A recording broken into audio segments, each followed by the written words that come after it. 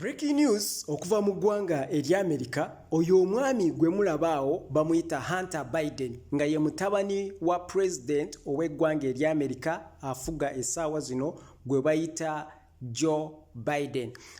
Ono omwami Hunter Biden mu mwezi ogwa June yali yasingisibwa emisango 3 gye bayita firearm charges mu ggwanga ery'Amerika. Ogwo omusango gubeera criminal, onfuna bulungi emisango 3 si gumu.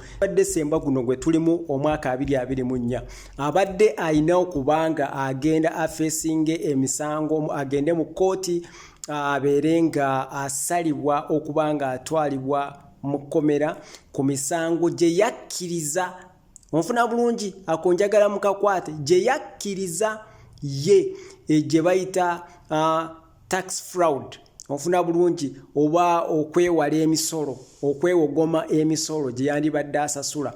So ono omwami Hunter Biden we baamutuusa mu kooti ku misango, tujjukire nti already giri 3 eja firearm charges egy'emmundu, emisango 3 egy'emmundu gyo gyali gimaze okubanga kimulya, ofuna bulungi. Naye ku kino ekya tax fraud we yatuuka mu kooti ne bamubuuza ssebo guilty or not guilty, yaddamu guilty. Bwe bamubuuza nti omusango gukusinga oba tegukusinga mu kooti ogukkiriza oba yakkiriza mukkirize. So bagamba nti mu Desemba eno mwe babadde balina okumusalira ekibonolezo kikyabadde agenda okufuna oba okumala mu kkomera. Olwaleero nga 1 Desemba omwezi gwa 2024 taata we na mukadde Joe Biden nga ye president w'eggwanga ery'Amerika ng'asinziira mu ofiisi ye ng'akozesa obuyinza bwe nga president amuwadde kye bayita presidential pardon, amusonyiye emisango gyonna gye babadde bamuteekako era egibadde gigenda omusibya omwezi guno.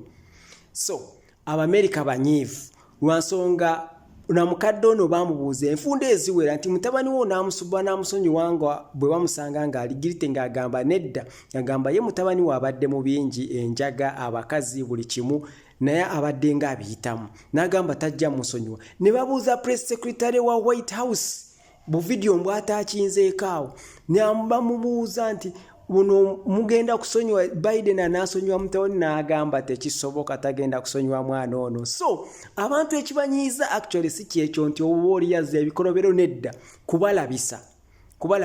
America ze zimu ku nsi ezibuulirira ensi zonna nga zibagamba that the judiciary body ya judiciary mu government, the arm of judiciary, the judicial system erina kubeera independent okuva eri omukulembeze yenna. Kati gwe omuntu ali mu Africa nga mumanyi nti akasimu kava mu State House ne bagamba omulamuzi either akusingisa omusango oba agukujjeko, ng'ate eyo government eriko ewamwe mu Africa mugamba yaba dictator era temujagalira mwagala eveeko.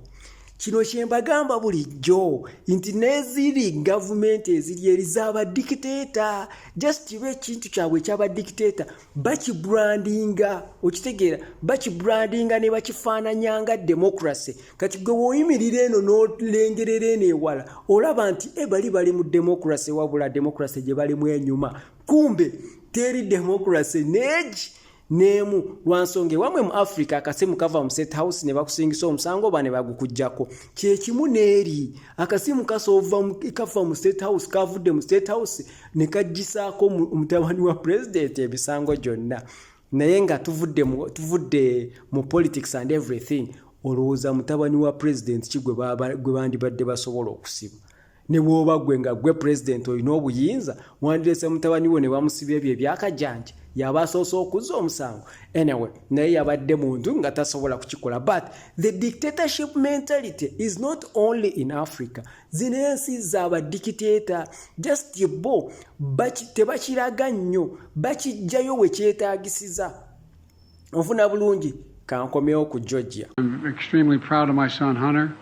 He has overcome an addiction. He's one of the brightest, most decent men I know. And I am satisfied that I'm not going to do anything. I said I'd abide by the jury decision. I will do that, and I will not pardon him. Second one, would the president pardon or commute his son if he's convicted? So I've answered this question before. It was asked of me not too long ago, a couple of weeks ago, and I was very clear, and I said no. Hey, let me go back to the first question of the briefing. I know you said not a lot's changed since yesterday and that it's a personal matter, but from a presidential perspective, is there any possibility that the president would end up pardoning his son? No. Again, you've also said several times that the president would not pardon or commute the sentences for his son, Hunter. I just want to make sure that that is not going to change over the next 6 months. The president's saying he would not. It's still a no. It's still a no. It will always be a no.